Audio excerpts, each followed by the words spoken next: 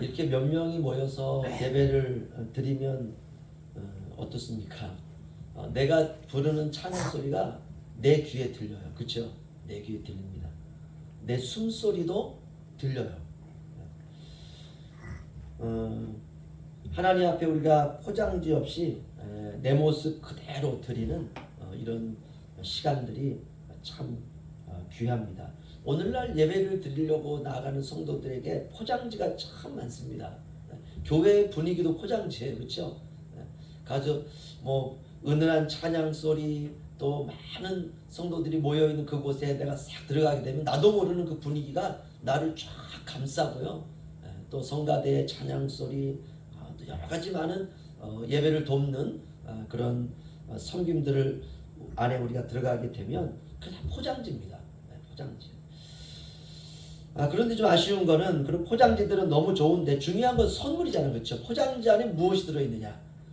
포장지도 뜯기도 전에 예배가 다 끝나버려서 때로는 우리의 마음이 허전하다 이럴 때가 있습니다. 그래서 이런 시간들이 참 귀합니다. 근데 날것으로 주님 앞에 내 찬양 소리를 내가 직접 듣고 내 숨소리도 내가 듣고 내가 찬양을 부르지 않으면 그 찬양이 확 죽은 것 같고 그렇죠?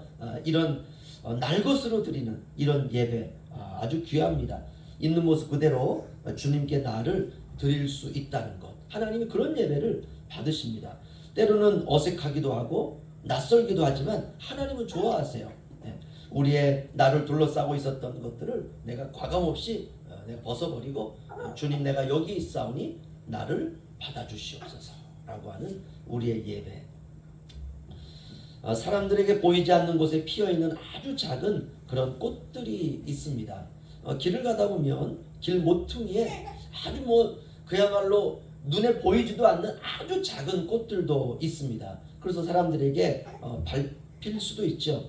그러나 사람들이 보이지 않는 곳에 피어있는 작은 야생화는 화려한 장미꽃을 부러워하지 않습니다. 홀로 피었다가 홀로 집니다. 자신을 지으시고 그곳에 놓아두신 하나님만을 바라보는 것으로 그 꽃은 만족합니다. 우리의 인생도 그럴 때가 있습니다. 야생화 같이 살아가는 내 인생 앞에 화사한 장미꽃이 피어 있다면 사람들은 나는 왜 이럴까? 나는 왜 장미꽃이 아닐까? 이렇게 시기와 시샘과 질투가 미움이 되어서 그렇게 나올 때가 있습니다. 오늘 우리는 세상 흐미진 곳에 피어있는 그 꽃 한 송이의 마음으로 우리가 살아가기를 원합니다. 주님이 내 인생 봐주시고 그 주님 앞에 피었다 지는 것만으로 만족하면 될 줄로 믿습니다. 오늘 제목이 믿음은 구체적인 삶이다 라는 제목입니다. 우리가 주일 오전은 믿음에 관한 말씀을 우리가 계속 보고 있는데요. 우리가 구원받은 것은 예수 그리스도를 믿음으로 말미암아 구원을 받았습니다. 우리가 구원을 받았다라는 말은 여러 가지로 표현할 수 있는데요. 이렇게 성경에는 표현되어 있습니다. 거듭났다, 위로부터 났다, 영생을 얻었다, 영원한 생명이 있다, 내 안에 성령이 거하신다, 나는 천국 시민이다, 내가 지금 죽어도 나는 천국에 갈 수 있는 확신이 있다, 주님이 내 안에 거하신다, 하나님과의 관계가 회복되었다, 하나님의 은혜를 받았다, 나는 하나님에게 속했다, 나는 하나님이 거하시는 하나님의 거룩한 성전이다. 다 같은 말입니다. 이게 다 같은 말이에요. 같은 말 다른 표현입니다. 그러면 왜 이렇게 같은 말을 다르게 표현할까? 그만큼 우리의 구원이 풍성하다는 뜻입니다. 구원이 풍성하다는 말은 우리가 삶에서 그 풍성을 경험할 수가 있다는 것입니다. 여러분 얼마나 놀랍습니까? 오늘 시편은 그 풍성함을 실제적으로 우리에게 말씀하고 있습니다. 3절로 6절 보시면요. 먼저 3절 우리 한 절만 읽겠습니다. 시작. 여호와를 의뢰하고 손을 내마라. 땅에 머무는 동안 그의 성실을 먹을거리로 삼을지어다. 아멘. 저는 이 구절에서 땅에 머무는 동안 성실을 먹을거리로 삼으라 라고 하는 이 말씀이 제 가슴에 확 와닿습니다. 쉽게 말하면 이런 말이죠. 뺀질뺀질하지 말아라 이 말이죠. 여러분 신앙생활은 성실해야 됩니다. 게으르면 안 됩니다. 우리 몸에 힘이 있는 동안에는 성실하고 믿음직스럽게 살아가시기를 주님의 이름으로 축원합니다. 사람이요 머리를 굴리면 머리 굴리는 소리가 들려요. 여러분 그거 아십니까? 우리 군대 생활하다 보면은 그 장병들이 머리 굴릴 때 딱 압니다. 그거 딱 알아요. 지휘관들은 알고 있습니다. 금방 알아요. 여러분 성실함이라고 하는 것은 이 사람이 성실한지 성실하지 않은지를 어떻게 알 수 있습니까? 여러분 말로는 안 됩니다. 우리가 처음에는 말을 믿습니다. 하지만 시간이 지나면 알아요. 그 사람이 한 말이 진실인지 아니면 공수표인지 우리가 다 속으면서 보낸 인생의 세월들이 있습니다. 그래서 이제는 사람들의 말을 그렇게 신뢰하지 않습니다. 그럼 어떻게 그 사람이 성실한지 성실하지 않은지 알 수 있느냐? 그것은 몸으로 얼마만큼 그 사람이 움직이고 있느냐라는 것을 보면 알 수가 있습니다. 굳은 일, 힘든 일들을 해내는 거예요. 기쁨으로 해내고 성실하게 해내고 남들이 보건 보지 않건 묵묵히 해내는 것을 우리가 보게 될 때 야, 그 사람 성실하구나 우리가 알게 되는 것입니다. 여러분 믿음이라고 하는 것은 이렇게 우리에게도 아주 구체적입니다. 우리가 믿음이라고 하니까 눈에 보이지 않는 것이다 라고 생각할 수 있지만 믿음으로 사는 삶은 실제로 우리가 살아낼 수 있는 삶입니다. 3절을 보시면 여호와를 의뢰하라. 4절 여호와를 기뻐하라. 5절 내 길을 여호와께 맡기라. 5절 여호와를 의지하라. 오늘 시인은 그렇게 고백하고 있습니다. 여호와를 의지하고 여호와를 기뻐하고 여호와께 모든 것을 맡기면 하나님께서 우리의 모든 소원을 이루어 주신다라고 말하고 있습니다. 우리 각자에게는 소원이 있습니다. 올해에 기도하는 기도 제목들이 있을 것입니다. 내 자신을 위한 기도, 남편을 위한 기도, 아내를 위한 기도, 자녀들을 위한 기도, 또 우리 권사님들은 손자, 손녀를 위한 기도, 이웃을 위한 기도, 교회를 위한 기도, 부모님을 위한 기도 등등 우리에게는 많은 기도의 제목이 있습니다. 우리의 사업을 준비하고 나는 앞으로 어떻게 살아갈까? 그 비전을 위한 기도, 꿈을 위한 기도, 소망을 위한 기도. 우리가 나열하기 시작하면 끝이 없습니다. 물론 하나님이 그 모든 것을 한 방에 들어주셔서 이제는 내가 기도할 거리가 없다. 하나님은 절대로 그렇게 하지 않습니다. 왜냐하면 기도는 훈련입니다. 우리가 그 훈련을 통해서 우리가 성장해 나아가고 성숙해져 나아가는 것입니다. 그래서 우리가 하나님 앞에 가장 급하게 기도하는 소원과 기도가 있습니다. 하나님은 그것 먼저 들어주세요. 그 무엇을 통해서 들어주시느냐? 저와 여러분의 믿음을 통해서 하나님이 우리의 기도를 응답해 주실 줄로 믿습니다. 그렇다면 믿음 생활이라고 하는 것은 무엇일까? 오늘 그 이야기만 간단히 정리하고 마치겠습니다. 우리의 인생에는 두 가지 영역이 있습니다. 첫 번째는 육체적인 영역이 있습니다. 이것은 죄와 아주 긴밀히 연결되어 있고 사탄이 바로 이 육체적인 영역을 틈을 타고 우리 안에 들어옵니다. 예를 들면 이런 겁니다. 순간순간 화가 나는 것을 참지 못하는 거예요. 이건 육체적인 영역입니다. 어떤 환경만 되면 나도 모르게 죄라고 하는 삶을 사는 때가 있습니다. 또는 문제 앞에서 우리가 기도해야 되는데 기도보다는 인간적인 방법을 이리저리 찾는데 익숙할 때가 있습니다. 네 번째는 우리가 어떤 선택을 할 때 하나님 편보다는 나에게 이익이 되는 편을 선택한다는 것입니다. 다섯 번째는 우선순위로 하나님을 먼저 생각해야 되는데 다른 것이 우리의 인생에 우선순위가 될 때가 있다는 것입니다. 이런 식으로 우리의 삶을 하나하나 분류하게 되면 인간적인 면들이 이렇게 드러나게 됩니다. 두 번째는 우리의 삶에 영적인 영역이 있습니다. 이것은 거룩과 연관이 됩니다. 첫 번째는 하나님이 내 안에 거룩한 영을 창조하셨다. 이런 믿음이 있어요. 두 번째는 나는 하나님의 자녀다. 세 번째는 내 안에 주님의 생수가 있다. 네 번째, 영원한 생명이 내 안에 있다. 다섯 번째, 내 안에는 말씀을 사모하는 마음이 있다. 여섯 번째는 이건 좀 더 구체적이죠. 내가 손해를 본다 해도 형제 자매가 상처받는 일은 나는 반드시 피하겠다. 이런 것들은 우리 안에 영적인 영역이라고 할 수 있습니다. 내가 좀 더 손해를 본다 할지라도 그래 내가 참아야지. 이건 다 영적인 영역입니다. 이렇게 우리에게는 육체적인 영역이 있고 영적인 영역이 있습니다. 그런데 살아가다 보면 육체적인 부분 때문에 우리가 항상 괴로울 때가 있습니다. 그 이유는 우리가 육체를 가지고 살아가고 있기 때문에 우리의 육체의 이런 소욕들을 이기기가 쉽지 않다는 것입니다. 하나님도 우리의 이런 연약함을 아십니다. 과연 우리는 어떻게 살아가야 되느냐? 많은 사람들은 이렇게 살아갑니다. 우리의 삶에서 어두운 부분, 안 되는 부분을 고치기 위해서 부단히 노력합니다. 예를 들면 이게 내가 살다 보면 이렇게 내가 화가 날 때가 있어요. 왜 이렇게 나는 화가 자주 날까? 이 화나는 것을 막 고치려고 그래요.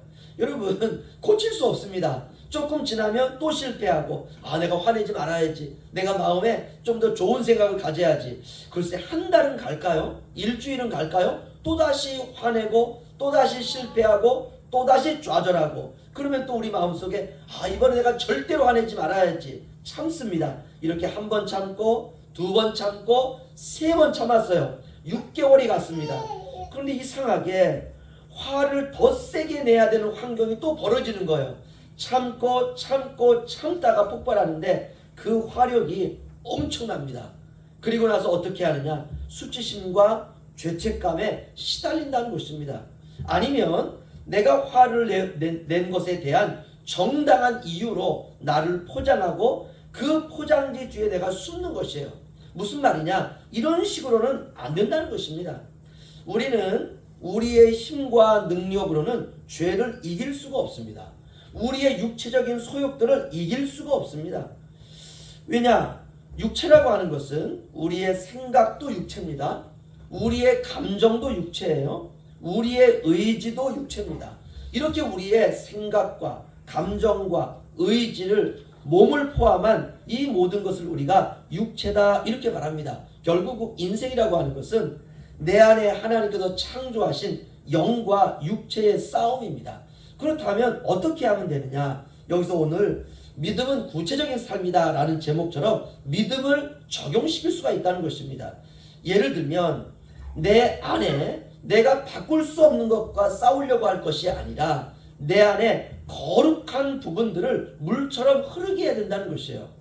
그러니까 내 안에 무엇인가 바꾸려고 하는 것을 가지고 내가 씨름하고 고민할 것이 아니라 믿음을 흐르게 하고 평안을 흐르게 하고 말씀을 흐르게 하고 은혜를 흐르게 하고 온유를 흐르게 하고 사랑을 흐르게 하고 용서를 흐르게 하고 이해하고 감싸주는 마음을 우리의 삶에서 흐르게 하는 것입니다. 힘들 때 주님을 생각하고 어려울 때 주님의 긍휼하심을 기억하고 아무런 힘이 없다고 느낄 때 주님을 의뢰하고 의지하는 것입니다. 내 마음에 세상을 사랑하고 싶은 마음이 들 때 나는 거룩한 하나님의 자녀라고 하는 이 말씀을 기억하여서 그 말씀을 우리의 인생에 흐르게 하는 것이에요. 때로는 이런 경우도 있습니다. 목사라고 하는 사람들은 완벽한 사람들이 아니지 않습니까? 그렇죠? 그래서 때로는 목사가 조금 마음에 안 들 때가 있어요. 그럴 때 어떻게 하느냐? 그럴 수 있지. 목사님이 얼마나 힘들겠어. 이런 마음들을 가져주는 거예요. 여러분, 목사는 바꿀 수가 없습니다.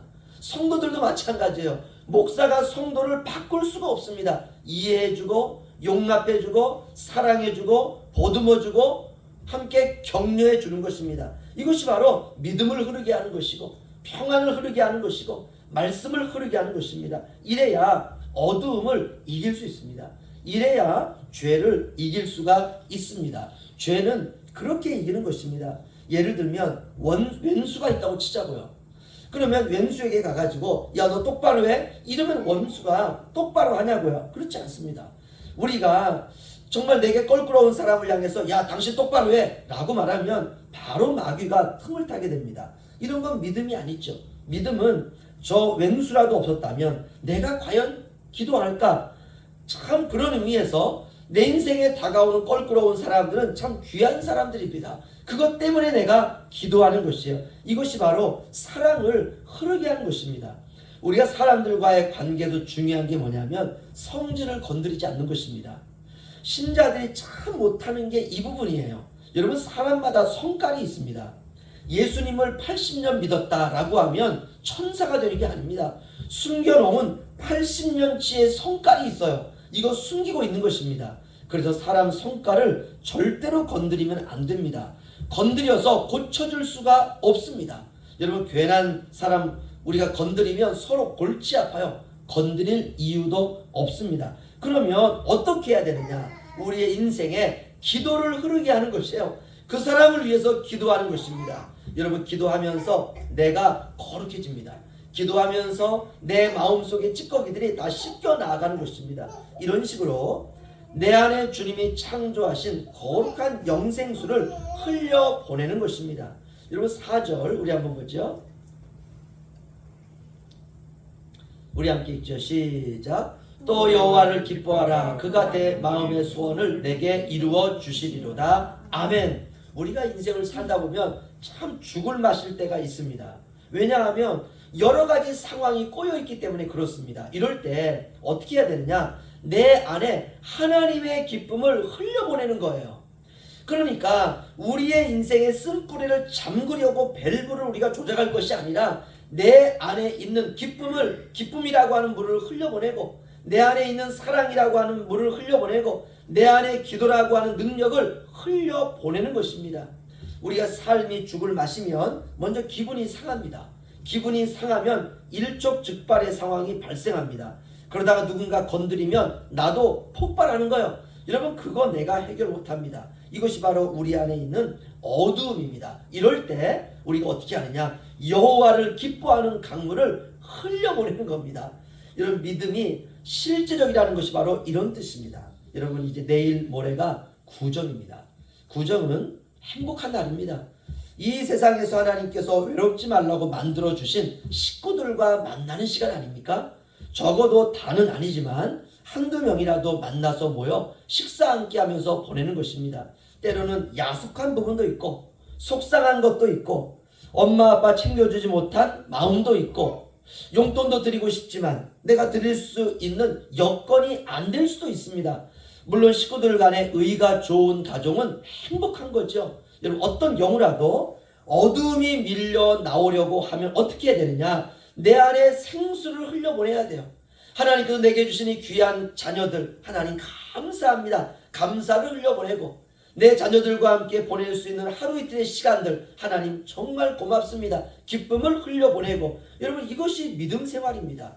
구정은 이것을 연습하는 기회입니다. 여러분, 이번 구정에 적극적으로 서로 사랑하시고, 적극적으로 서로 격려하시고, 적극적으로 서로 위로하시고, 서로 기도해 주는 아름다운 명절이 되시기를 주님의 이름으로 축원합니다.